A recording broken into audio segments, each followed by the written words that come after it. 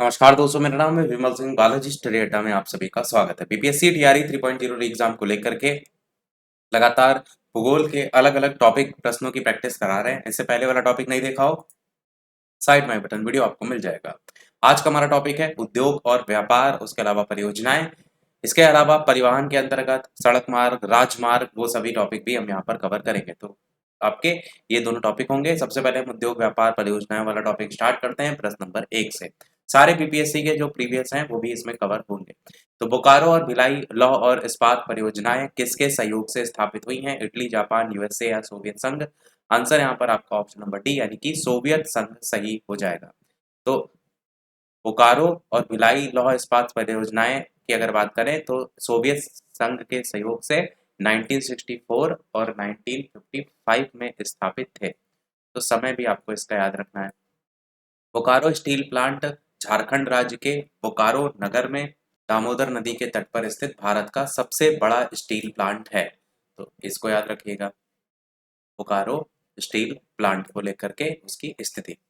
भिलाई इस्पात संयंत्र की अगर बात करें तो वो आपका छत्तीसगढ़ के अंतर्गत भिलाई में है, जो कि भारत का पहला इस्पात संयंत्र है। दोनों में अंतर क्या है? भारत का सबसे बड़ा स्टील प्लांट तो बोकारो है, और भारत का पहला इस्पात संयंत्र कौन सा है? तो आपका भिलाई वाला है। अगला क्वेश्चन आपका है, भारत में चीनी उद्योग के बारे में इनमें से कौन सा कथन है जो कि सही है? पहला कह रहा है कि उत्तर प्रदेश चीनी का दूसरा सबसे बड़ा उत्पादक है। ये वजन कम करने वाला उद्योग है। ये महाराष्ट्र देश में अग्रणी चीनी उत्पादक के रूप में उभरा है। कौन सा सही होगा? आंसर की बात करेंगे तो आपका आंसर इनमें से एक से अधिक आपका यहाँ पर सही होगा। क्वेश्चन देखेंगे तो ये 68 बीपीएससी में पूछा गया था 2023 में। तो वर्ष 2021-22 के आंकड़ों के अनुसार उत्तर प्रदेश को पीछे छोड़ते हुए महाराष्ट्र चीनी उत्पादन में शीर्ष राज्य बन गया है। 2021-22 में महाराष्ट्र द्वारा 138 लाख टन तथा उत्तर प्रदेश द्वारा 105 लाख टन चीनी का उत्पादन किया है। उल्लेखनीय है कि उत्तर प्रदेश देश का सबसे बड़ा एथेनॉल उत्पादक भी बन गया है, क्योंकि उत्तर प्रदेश में गन्ने के उत्पादन का एक बड़ा हिस्सा एथेनॉल के उत्पादन में संलिप्त हो गया है। एथेनॉल में भी है, वो भी याद रखिएगा। उड़ीसा में स्टील उत्पादक केंद्र कौन सा है? बोकारो, भिलाई, भद्रावती, राउरकेला? आंसर यहाँ पर आपका राउरकेला सही हो जाएगा। भारत में स्टील अथॉरिटी ऑफ इंडिया के सबसे बड़े इस्पात कारखाने में से है राउरकेला, उड़ीसा राज्य में। स्थापना जर्मनी के सहयोग से 1959 में। किसने सबसे अधिक पवन ऊर्जा क्षमता का उपयोग किया? तमिलनाडु, आंध्र प्रदेश, राजस्थान, गुजरात? आंसर यहाँ पर पहला तमिलनाडु राज्य सही होगा। प्रश्नकाल के दौरान और वर्तमान में सबसे अधिक पवन ऊर्जा क्षमता का उपयोग तमिलनाडु राज्य में किया जाता है। अखबारी कागज उद्योग इनमें से किस स्थान पर स्थित है? सतना, दुर्गपुर, नेपानगर, कानपुर? आंसर की बात करेंगे तो नेपानगर सही होगा। नेपानगर अपने अखबारी कागज मिल नेता मिल्स लिमिटेड, इसका पहले नाम था the national news print limited, इसके नाम से जाना जाता था, इसके लिए प्रसिद्ध है। नेपानगर अखबारी कागज और होशंगाबाद में नोटों के लिए कागज का उत्पादन किया जाता है। यहाँ कागज बनाने में बांस के अलावा सलाई, यूकेलिप्टस और सवाई घास का भी यूज किया जाता है। इनमें से कौन वस्त्र उद्योग का केंद्र है? बोकारो, भीलवाड़ा, सानंद, तारापुर? आंसर यहाँ पर भीलवाड़ा सही होगा। भीलवाड़ा वस्त्र उद्योग के लिए फेमस है। बोकारो लौह इस्पात केंद्र का प्रमुख केंद्र है। सानंद गुजरात का एक प्रमुख विनिर्माण केंद्र है और तारापुर एक परमाणु ऊर्जा स्टेशन है। अगला है, भारत में स्थित समस्त तेल शोधन कारखाना या अधिक कारखानों में से कोई भी कारखाना इनमें से किस राज्य में नहीं है? हरियाणा, तमिलनाडु, आंध्र प्रदेश, पश्चिम बंगाल? आंसर की बात करें तो आंसर यहाँ पर इनमें से कोई नहीं है, इनमें से एक से अधिक होगा। प्रश्न में नहीं पूछा गया था कि किसमें तेल शोधक कारखानों में कोई भी कारखाना किस राज्य में नहीं है। ऑप्शन के अकॉर्डिंग बात करें तो आंध्र प्रदेश में विशाखापत्तनम शोधनशाला है, जबकि हरियाणा के पानीपत में है, तमिलनाडु के मनाली और नागट्टनम में है, पश्चिम बंगाल के हल्दिया में है। तो ये सभी तेल शोधनशालाएं हैं। प्रश्न में पूछा गया था कहाँ नहीं है, तो लगभग सभी जगह। भारत में इनमें से किस तेल शोधन कारखाने की स्थापना रोमानिया के सहयोग से की गई? गुवाहाटी, दिग्बोई, हल्दिया, पानीपत? कौन सा सही होगा? आंसर की बात करेंगे तो पहला ऑप्शन गुवाहाटी यहाँ पर सही हो जाएगा। भारत के उत्तर पूर्वी हिस्से में गुवाहाटी शहर है, जिसमें ब्रह्मपुत्र नदी के पास स्थित है गुवाहाटी रिफाइनरी इंडियन ऑयल ये देश की पहली सार्वजनिक क्षेत्र की रिफाइनरी होने के साथ साथ 1962 से तेल शोधन का कार्य भी कर रही है। 50 के दशक के अंत में उपलब्ध रोमानिया तकनीक से निर्मित इस रिफाइनरी की संस्करण क्षमता 0.75 मिलियन मीट्रिक टन प्रति वर्ष जो थी। अगला क्वेश्चन है, निम्नलिखित में से कौन सा एक भारत में कहवा उत्पादन में अग्रणी? आंध्र प्रदेश, कर्नाटक, केरल या तमिलनाडु? आंसर यहाँ पर आपका कर्नाटक सही हो जाएगा। 2021 में आया हुआ क्वेश्चन है। तो कहवा उत्पादन में अग्रणी राज्य कर्नाटक है, जबकि विश्व में कहवा का सबसे बड़ा उत्पादक देश ब्राजील है। आंध्र प्रदेश कुल फल उत्पादन में पहले स्थान पर है और केरल राज्य आपका नारियल उत्पादन में पहले स्थान पर है और तमिलनाडु दूसरे स्थान पर है। अगला है, उड़ीसा में स्टील उत्पादक केंद्र कौन सा है? ये बता चुके हैं ऊपर आपका, भिलाई वाला, राउरकेला वाला। राउरकेला इस्पात जो आपका है स्टील उत्पादक केंद्र, ये आपका उड़ीसा राज्य में है। इस्पात संयंत्र जर्मनी के सहयोग से 1959 में उड़ीसा के सुंदरगढ़ जिले में स्थापित किया गया। वैसे तो जिला नहीं पूछा जाता है, केवल उड़ीसा याद रखिएगा। भारत के किस राज्य में भिलाई भी बता चुके हैं? छत्तीसगढ़। और स्थापना द्वितीय पंचवर्षीय योजना में सोवियत संघ के सहयोग से 1955 में जो है वो की गई थी। इसमें उत्पादन प्रारंभ हो गया है। ये संयंत्र कोलकाता मुंबई रेल मार्ग पर स्थित है। तमिलनाडु में सर्वाधिक सूती वस्त्र के कारखाने कहाँ पाए जाते हैं? चेन्नई, कोयम्बटूर, मदुरई, सलेम। तो सर्वाधिक सूती वस्त्र के कारखाने आपका ऑप्शन कोयम्बटूर जो है यहाँ पर सही हो जाएगा। सर्वाधिक सूती वस्त्र के कारखाने कोयम्बटूर में, तमिलनाडु में अगर बात की जाएगी तो पाए जाते हैं। भारतीय अर्थव्यवस्था में कपड़ा उद्योग का स्थान कृषि के बाद दूसरा है। ये भारत का सबसे प्राचीन उद्योग है और ये क्वेश्चन काफी पूछा जाता है कि दक्षिण भारत के मैनचेस्टर की संज्ञा कोयम्बटूर को दी गई है। अब यहाँ पर स्थान दिए गए हैं, उद्योग दिए गए हैं, सही मिलान करना है और बताना है कौन सा किससे मैच होगा। डायरेक्ट आंसर की बात करेंगे तो 3 4 1 2 करके ये आपका निकल के आएगा। इसमें से सबसे पहले अगर बात करते हैं बेंगलुरु की, तो वायुयान उद्योग, कोरबा एल्यूमिनियम, जमशेदपुर लौह इस्पात और मलाजखंड तांबा। इसमें कोरबा और जमशेदपुर ज्यादातर आपको एग्जाम में देखने को मिलता भी है। निम्नलिखित स्थानों में से कहाँ तांबा उद्योग स्थापित है? तारापुर, टीटागढ़, रांची, खेतड़ी। आंसर यहाँ पर आपका खेतड़ी जो है वो सही हो जाएगा। खेतड़ी में तांबा उद्योग स्थापित है। खेतड़ी झुंझुनू राजस्थान कॉपर कॉम्प्लेक्स के द्वारा खेतड़ी कोलिहान चांदमारी राजस्थान और मलांजखंड मध्य प्रदेश की खदानों से तांबा घना और कच्ची धातु का शोधन किया जाता है। अगला क्वेश्चन है, निम्नलिखित स्थानों में भारत वैगन और इंजीनियरिंग जो लिमिटेड है वो कहाँ पर स्थित है? मधेपुरा, जमालपुर, हरनाथ, मोकामा, इस तरीके से ऑप्शन है। आंसर यहाँ पर मोकामा जो है वो सही हो जाएगा। मोकामा में भारत वैगन एवं इंजीनियरिंग लिमिटेड की स्थापना की गई थी, जिसमें माल ढुलाई के डिब्बे तैयार किए जाते हैं।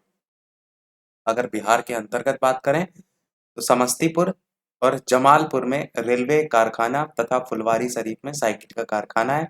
बरौनी में रासायनिक खाद का उत्पादन किया जाता है। यहाँ पर भारत सरकार के प्रबंध में तेल शोधक कारखाने की भी स्थापना की गई थी।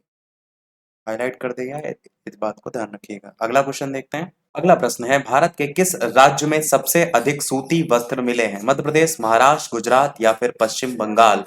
आंसर की अगर बात करेंगे तो आंसर इनमें से कोई नहीं, इनमें से एक से अधिक सही हो जाएगा। सूती वस्त्र उद्योग भारत का सबसे बड़ा उद्योग है और रेलवे के बाद सबसे अधिक रोजगार यह उपलब्ध कराता है, जबकि कॉटन मिलों की सर्वाधिक संख्या तमिलनाडु में है और इस उद्योग की स्थापना का पहला प्रयास 1818 ईस्वी में फोर्ट ग्लॉस्टर में किया गया, जो कि असफल भी रहा था। इसका पहला सफल प्रयास 1854 ईस्वी को डाबर नानाभाई द्वारा मुंबई में जो है वो किया गया था और कपास उत्पादक क्षेत्र में होने और उपयुक्त आर्द्र जलवायु के कारण 19वीं सदी के अंत तक अहमदाबाद को भारत का मैनचेस्टर और मुंबई को भारत की कपास नगरी भी कहा जाने लगा था। तो इसमें कुछ कुछ इंपॉर्टेंट बस पॉइंट है, ज्यादा सारी चीजें याद रखने की आवश्यकता नहीं है। अगला क्वेश्चन है, टिस्को संयंत्र किसके नजदीक स्थित है? पटना, दरभंगा, धनबाद या टाटानगर? आंसर टाटानगर यहाँ पर सही होगा। निजी क्षेत्र में टाटा प्रबंधन के अंतर्गत 1907 में Tata iron and steel company TISCO की स्थापना वर्तमान झारखंड के जमशेदपुर में की गई थी। इसी को टाटा नगर के नाम से जाना जाता है। अगला है, भारतीय कोयला उद्योग की निम्नलिखित समस्याओं पर विचार कीजिए और इस तरीके से ऑप्शन दिए गए हैं। डायरेक्ट आंसर की बात करेंगे तो पहला, दूसरा, तीसरा, चौथा चारों सही है। तो कोयला उद्योग की जो समस्याएं हैं उसमें आपका निम्न कोटि का कोयला और कोयला संचालन बाधा भी आता है। धुलाई संस्थानों की उपयोग क्षमता में कमी भी आता है। कोकिंग कोयला की आयात पर बढ़ती निर्भरता भी आता है और कार्य संचालन कीमतें भी इसमें आता है। तो इसलिए सारी की सारी समस्याएं यहाँ पर जो है वो सही हो जाएगा। अगला है, भारत में कतिपय लौह इस्पात संयंत्र पश्चिमी तट में से होकर आयोजित किए गए हैं। इस उद्योग के ऐसे अविस्थितीय स्थानांतरण का प्रमुख कारण जो है इसमें से क्या है? तो कारण बी ऑप्शन है कि गोवा और मध्य प्रदेश के कुछ भागों में उत्तम श्रेणी के लौह अयस्क निक्षेपों का मिलना तथा इस क्षेत्र में इस्पात निर्यात की तुलनात्मक सुविधा। तो ये आपका ऑप्शन यहाँ पर सही होगा। वही बात यहाँ पर लिखी है कि भारत में गोवा और मध्य प्रदेश के कुछ भागों में उत्तम श्रेणी के लौह अयस्क निक्षेपों के मिलने तथा इस क्षेत्र में इस्पात निर्यात की तुलनात्मक सुविधा, बंदरगाहों आदि के कारण ही लौह इस्पात संयंत्र मुख्यतः पश्चिमी तट पर स्थापित किए गए हैं। अगला है, भारत में कोर उद्योग क्या है? विद्युत है, कोयला है, पेट्रोलियम पदार्थ है या सभी है? आंसर यहाँ पर सभी हो जाएगा। भारत में प्रथम वर्ग के उद्योग को कोर उद्योग कहा जाता है। भारत में संगठित उद्योगों का विकास 1854 ईस्वी में स्टार्ट हुआ था। पांचवी पंचवर्षीय योजना में आधारभूत कोर उद्योगों की संख्या टोटल 8 है। कौन कौन सी है? कोयला, प्राकृतिक गैस, कच्चा तेल, रिफाइनरी, स्टील, उर्वरक, सीमेंट, विद्युत। अगला कौन सा प्रमुख उद्योग मुरी में स्थापित है? एल्यूमिनियम उद्योग, तांबा उद्योग, इस्पात उद्योग, रसायन उद्योग। आंसर एल्यूमिनियम उद्योग सही हो जाएगा। मुरी एल्यूमिनियम उद्योग के लिए फेमस है और ये झारखंड के रांची में स्थित है। मुरी हिंडाल्को की एल्यूमिनियम रिफाइनरी के लिए फेमस है। एल्यूमिनियम उद्योग की अन्य जो कंपनियां उसमें नालको, बाल्को, माल्को ये भी आपकी आती हैं। अगला है, भद्रावती इस्पात केंद्र स्थित है भद्रावती नदी पर, भद्रा नदी पर, तुंग नदी पर, तुंगभद्रा नदी पर। आंसर पहला भद्रावती नदी आपका सही होगा। भद्रावती इस्पात केंद्र की स्थापना 1923 ईस्वी में कर्नाटक राज्य के शिमोगा जिले में भद्रावती नदी के किनारे पर भद्रावती नामक स्थान पर किया गया था। 1962 में कर्नाटक सरकार और केंद्र सरकार के संयुक्त अधिकार में है। अगला है, कपास उद्योग किन कच्चे मालों पर आश्रित है? वो इनमें से कौन से हैं? तो भार सम मूलक सही हो जाएगा। एक यही लाइन इसमें इंपॉर्टेंट लिखिए कि उद्योग को बाजार में या बाजार के निकट स्थापित करने की प्रवृत्ति पाई जाती है और बाजार ही ये निश्चित करता है किस प्रकार के कपड़े का उत्पादन करना चाहिए। अतः तैयार माल को बेचने के दृष्टिकोण से मिलों को बाजार के निकट स्थापित करना महत्वपूर्ण है। अगला देखते हैं, निम्नलिखित औद्योगिक जो कस्बे हैं उनमें से कौन छोटा नागपुर के पठार पर स्थित है? भिलाई है, रांची है, आसनसोल है, दुर्गपुर है। आंसर यहाँ पर आपका बी ऑप्शन रांची जो है वो सही हो जाएगा। छोटा नागपुर के पठार पर स्थित है आपका रांची। छोटा नागपुर पठार का उत्तर पूर्वी छोर है जो कि मैकाल पहाड़ियों के पूर्व में स्थित है। पठार के उत्तर पूर्वी भाग में राजमहल की पहाड़ियां पाई जाती हैं। इस पठार से बहुत सी नदियां निकलती हैं जिनमें से दामोदर, कोयल, स्वर्णरेखा मुख्य नदी है। इन नदियों ने इस पठार में गहरी जो घाटियां वो भी बना दी, जिस कारण ये पठार बहुत कटा फटा भी है। रांची इसी पठार पर स्थित है। यही क्वेश्चन में आपसे पूछा गया था। भिलाई इस्पात संयंत्र की स्थापना रूस के सहयोग से हुई थी, ये क्वेश्चन पूछा जाता है। छत्तीसगढ़ के दुर्ग जिले में की गई थी। दुर्गपुर की अगर बात करते हैं तो ये हिंदुस्तान स्टील लिमिटेड के तीसरे कारखाने की स्थापना पश्चिम बंगाल के वर्धमान जिले में 1959 में ब्रिटेन के सहयोग से। अगला क्वेश्चन इस चैप्टर का है, फिर अगला अगला चैप्टर देखेंगे।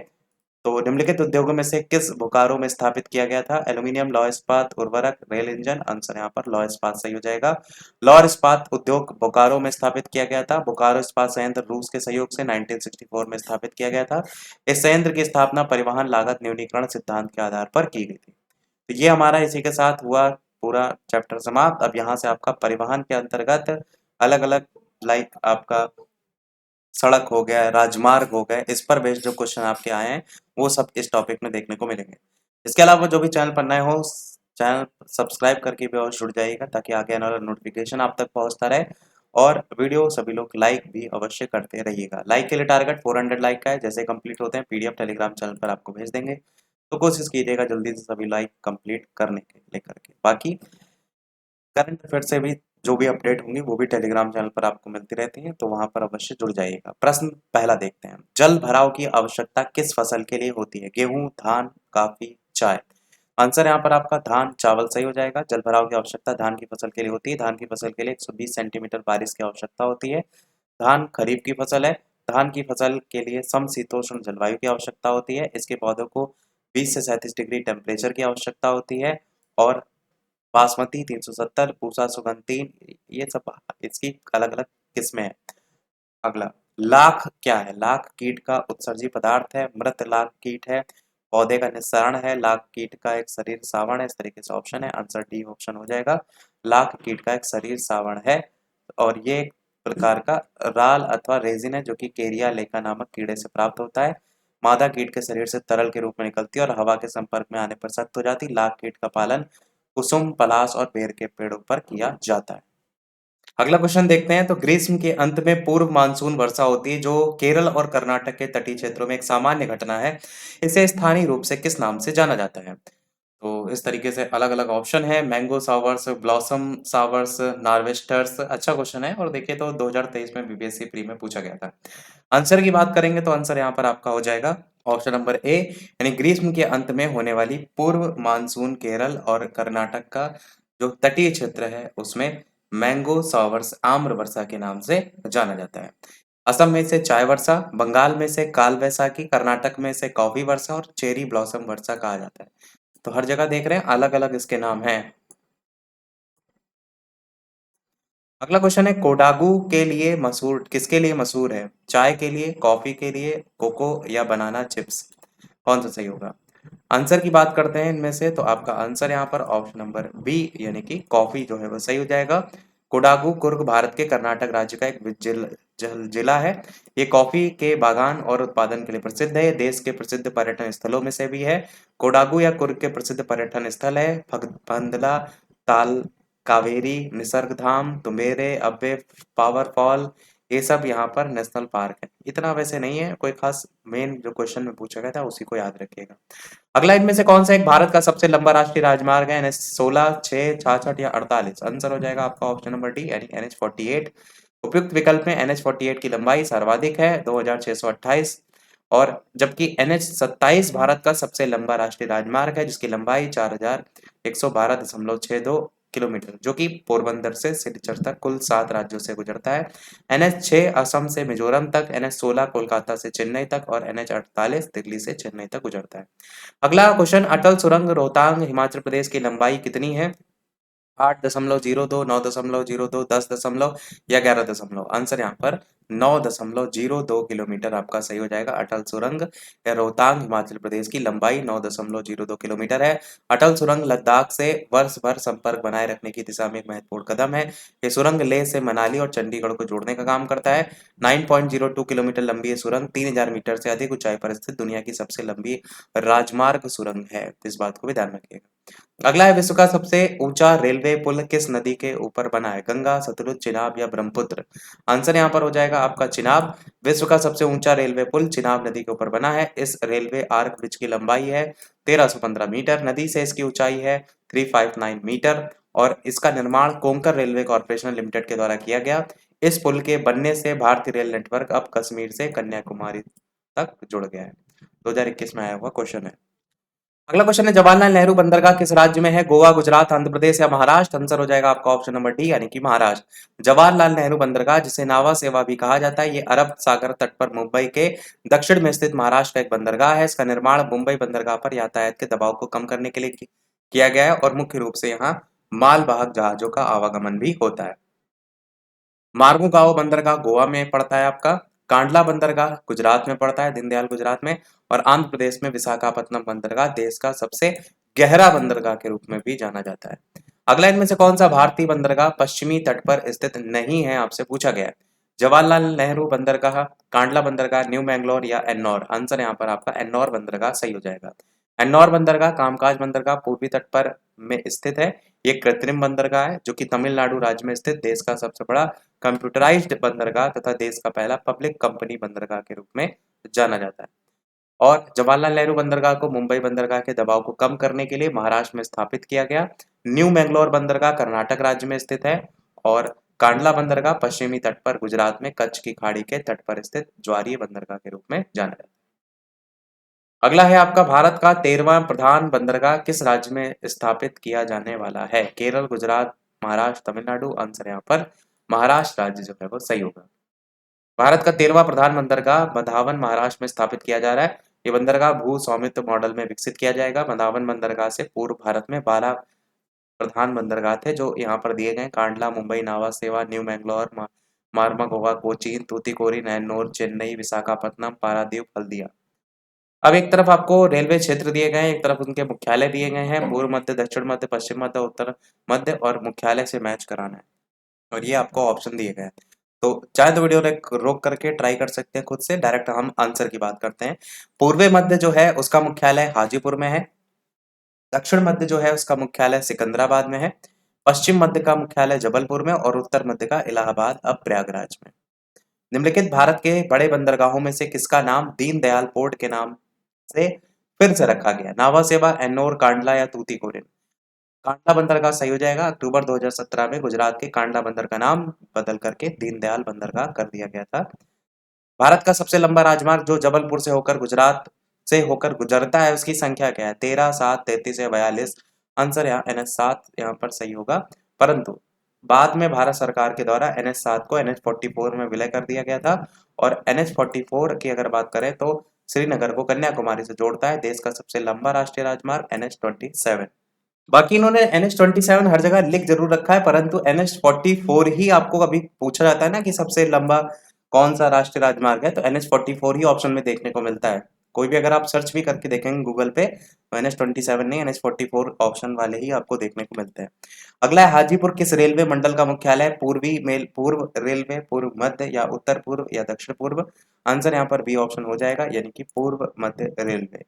और मुख्यालय की अगर बात करें तो जैसे कोलकाता जो है मुख्यालय पूर्व रेलवे का, और हाजीपुर पूर्व मध्य रेलवे का मुख्यालय। इसके अलावा गोरखपुर उत्तर पूर्व रेलवे का मुख्यालय, कोलकाता दक्षिण पूर्व रेलवे का मुख्यालय। कौन सा बंदरगाह समुद्र से 128 किलोमीटर की दूरी पर है? कोलकाता, विशाखापत्तनम, चेन्नई या कोच्चि? आंसर यहाँ पर कोलकाता सही हो जाएगा। कोलकाता बंदरगाह पश्चिम बंगाल में हुगली नदी के किनारे समुद्र से लगभग 128 किलोमीटर दूर स्थित कृत्रिम बंदरगाह है। ये पूर्वी तट का सबसे बड़ा तथा भारत का दूसरा सबसे बड़ा बंदरगाह के रूप में जाना जाता है। इसके भार को कम करने के लिए ही दक्षिण में हुगली नदी पर हल्दिया बंदरगाह को विकसित किया गया। और जनवरी 2020 में अपनी स्थापना का 150वां वर्ष मना रहा कोलकाता बंदर का नाम बदल करके श्यामा प्रसाद मुखर्जी बंदरगाह कर दिया गया था। तो नया नाम ये है। राष्ट्रीय जल मार्ग एक किससे किसको जोड़ता है?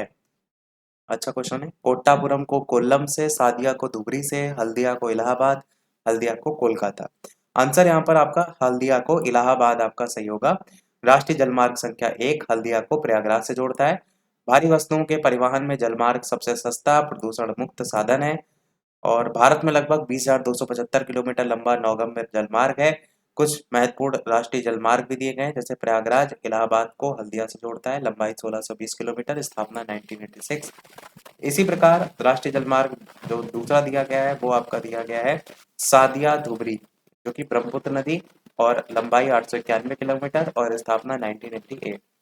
स्वर्णिम चतुर्भुज क्या है? महानगरों को जोड़ने वाला रेल मार्ग है, प्रमुख वायु मार्ग है, या राष्ट्रीय राजमार्ग परियोजना है, या स्वर्ण व्यापार का मार्ग है?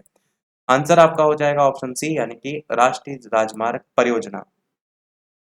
तो स्वर्णिम चतुर्भुज योजना 4 मुख्य शहर हैं, दिल्ली, मुंबई, चेन्नई और कोलकाता। इनको 6 लेन वाले राष्ट्रीय राजमार्ग जो हैं उनके द्वारा आपस में जोड़ता है, जिसकी कुल लंबाई है 5,846 किलोमीटर। इस परियोजना से माल प्रवाह में तीव्रता आएगी, महानगरों के बीच दूरी कम हो जाएगी, और मेन आपको यही ध्यान रखना है, दिल्ली, मुंबई, चेन्नई, कोलकाता जो है इनको जोड़ने का काम आपस में ये करता है। निम्नलिखित राष्ट्रीय राजमार्ग में कौन छपरा और गोपालगंज को जोड़ता है? 77 राष्ट्रीय राजमार्ग, या 84 या 85 या 80? आंसर यहाँ पर राष्ट्रीय राजमार्ग संख्या 85 सही हो जाएगा, जो कि छपरा को गोपालगंज से जोड़ता है। अगला क्वेश्चन है आपका, भारत का 40% सड़क परिवहन होता है राष्ट्रीय राजमार्ग से, राजकीय मार्ग से, जिला मार्ग से, या ग्रामीण सड़कों से? आंसर राष्ट्रीय राजमार्ग यहाँ पर सही हो जाएगा। भारत की सड़क प्रणाली विश्व की दूसरी विशालतम सड़क प्रणालियों में से है। राष्ट्रीय जो राजमार्ग हैं उनकी कुल लंबाई की बात करें तो देश के सड़कों की कुल लंबाई का 2% है, लेकिन इन पर कुल सड़क परिवहन का 40% यातायात होता है। अब बात करते हैं अगला प्रश्न नंबर 20। रेलवे का जोन मुख्यालय हाजीपुर स्थित है, छत्तीसगढ़, उत्तर प्रदेश, झारखंड या बिहार? आंसर हो जाएगा आपका बिहार। तो वर्तमान में भारतीय रेलवे को 18 जोन में बांटा गया है। इनमें से एक पूर्वी मध्य रेलवे का मुख्यालय बिहार के हाजीपुर में है, जिसने 1 अक्टूबर 2002 से सुचारू रूप से कार्य स्टार्ट किया था। भारत में सबसे पहले रेल मार्ग तैयार कब हुआ था? 1853, 1854, 1855, 1859? आंसर आपका पहला हो जाएगा 1853 में बनकर तैयार हुआ था। कुल लंबाई तब 34 किलोमीटर थी, और 16 अप्रैल 1853 को पहला रेल मार्ग बंबई से थाणे के बीच में चला था। मारमा गांव पत्तन स्थित है, उड़ीसा, तमिलनाडु, गोवा या केरल? आंसर आपका गोवा हो जाएगा। मार्मागांव पत्तन गोवा में स्थित है। इसका पोताश्रय प्राकृतिक है, यहाँ से निर्यात आयात की तुलना में अधिक। कोचीन केरल में स्थित एक प्राकृतिक पोताश्रय है। पालघाट दर्रे से होकर बनाए गए रेल मार्ग के द्वारा ये दक्षिण भारत के भीतरी भागों से जुड़ा है। तूतीकोरिन तमिलनाडु में मन्नार की खाड़ी में स्थित है। पारादीप उड़ीसा में स्थित एक कृत्रिम बंदरगाह है, यहाँ से जापान की उड़ीसा का लौह अयस्क और मैग्नीज निर्यात किया जाता है। अगला है, बड़ी लाइन की दो पटरियों के बीच की जो दूरी होती है वो कितने फीट की होती है? 6.5, 5.5, 5 या 4.5? ध्यान होगा आपको, तो आपका जो टीआरई 3 वाला पेपर रद्द हो गया था उसमें भी एक क्वेश्चन आया था जिसमें गेज को लेकर के पूछा गया था, बड़ी लाइन छोटी लाइन का। तो ऐसे क्वेश्चन बन जाते हैं कई बार। आंसर आपका बी ऑप्शन हो जाएगा, 5 सही 1/2 फीट। रेलवे जो पटरी है उसकी चौड़ाई के आधार पर भारतीय रेल के 3 वर्ग बनाए गए हैं। बड़ी लाइन ब्रॉड गेज में रेल पटरियों के बीच की दूरी 1.616 मीटर जो है वो होती है, और फीट में ये दूरी होती है 5 फीट 6 इंच। मीटर लाइन जो होती है इसमें दो पटरियों के बीच 1 मीटर का आपको दूरी देखने को मिलती है। छोटी लाइन जो होती है इसमें दो पटरियों के बीच दूरी 0.762 मीटर या 0.610 मीटर होती है, प्रायः पर्वतीय क्षेत्रों तक सीमित है। तो इसी चैप्टर से क्वेश्चन आया था, और इसी चैप्टर से नहीं, यही टॉपिक ही था। अगला है, भारत में कुल सड़क लंबाई में राष्ट्रीय राजमार्ग का परसेंट कितना है? 2, 5 या 7 या 10? आंसर यहाँ पर 2% जो है वो सही हो जाएगा। राष्ट्रीय राजमार्ग के निर्माण और देख रख रखाव की जिम्मेदारी भारत सरकार की है, और कुल लंबाई जो दी गई है वो 2022-23 के आंकड़ों के अकॉर्डिंग दी गई है 144955 किलोमीटर। सड़कों की कुल लंबाई का 2% है, सड़क यातायात का 40% है। 25 क्वेश्चन लास्ट, उसके बाद देखेंगे टीचिंग वाले पोर्शन के क्वेश्चन। तो भारतीय रेल के संदर्भ में निम्नलिखित कथनों पर विचार कीजिए। विश्व के सबसे बड़े रेल नेटवर्क में से एक है। डायरेक्ट पहले आंसर की बात करते हैं, तो पहला दूसरा सही है। तो सही वाले की बात करें तो विश्व के सबसे बड़े रेल नेटवर्क में से एक है, बिल्कुल सही है, और ये सड़क यातायात की तुलना में कम कार्बन छोड़ता है, ये भी सही है। बाकी ये गलत है कि क्षेत्रक में आधुनिकीकरण की कोई आवश्यकता ही नहीं है, तो बिल्कुल गलत है। तो पढ़ने से आपको समझ में आ रहा है। ये परिवहन वाला चैप्टर है जिसमें बीपीएससी प्री 2023 का क्वेश्चन है। शिपरेक टूरिज्म के संदर्भ में सूंची रीफ, एमी सॉल तथा ग्रांडे द्वीप पर भारतीय जल में जहाजों के मलबे का पता लगाया गया था। स्थान कहाँ है? तो स्थान आपका गोवा तट के बाहर है। तो ये आपसे पूछा गया था, ये स्थान की स्थिति जो है वो कहाँ है? तो गोवा तट के पास स्थित है। जहाजों के मलबे को देखने के लिए की गई गतिविधियों को शिपरेक टूरिज्म के नाम से जो है वो जाना जाता है। एक और क्वेश्चन देखेंगे, तो भारत के निम्नलिखित बंदरगाहों को उत्तर से दक्षिण दिशा में व्यवस्थित कीजिए। ये question BPSC school teacher 2023 paper 3 में यानी कि 6 से 8 के लेवल पे पूछा गया था। काकीनाडा, मछलीपट्टनम, नागपट्टिनम, विशाखापट्टनम, और इस तरीके से ऑप्शन दिए गए हैं। आंसर की बात करेंगे तो बी ऑप्शन सही होगा, यानी कि सबसे पहले 4, फिर 1, फिर 2, फिर 3। तो 4 अकॉर्डिंग विशाखापट्टनम आंध्र प्रदेश में है बंदरगाह, काकीनाडा आंध्र प्रदेश, मछलीपट्टनम आंध्र प्रदेश और नागपट्टिनम तमिलनाडु।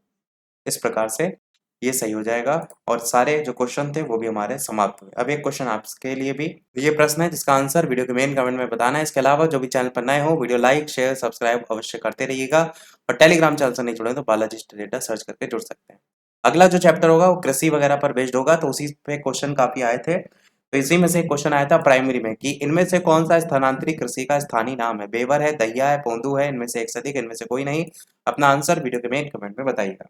आज के वीडियो में इतना ही रखते हैं, फिर मिलते हैं अगले वीडियो में कुछ नए प्रश्नों के साथ, नए टॉपिक के साथ। तब तक के लिए सभी को नमस्कार, जय हिंद।